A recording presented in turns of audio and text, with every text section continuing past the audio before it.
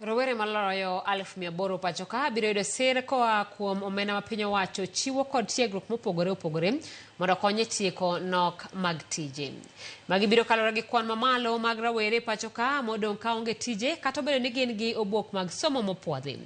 Kalore gi jagoro maduong' mochung' ne rawere Fikirini Jacobs, piny owacho biro golo omenda maromo $5 billion mar siro rawere maromo 100,000 e pachoka kaka chenro maduong' mar yawo ayanga ohala e chak dwe mabiro. Jacob oluwo ni jogo mabiro yudo sirgo biro wuok e gwenge ma pachoka kendo ng'ato ka ng'ato biro yudo pok maromo shillings 50,000 e higni 5. To benefit, we must work together.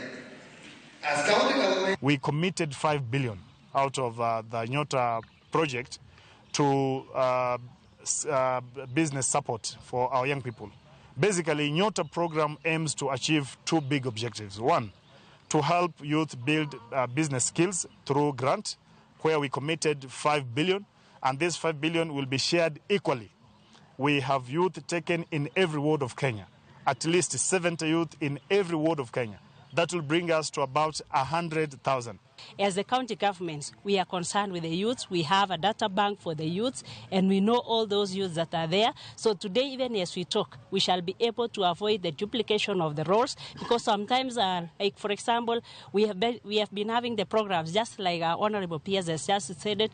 We also have in agriculture, the Ksh5B, whereby you find that some youths have been employed, and together also another opportunity may arise where we shall still have the duplication, the same youths again. I also encourage youths to be in groups so that it will be easier for them to work together in teamwork to ensure that they get or they garner support from all over.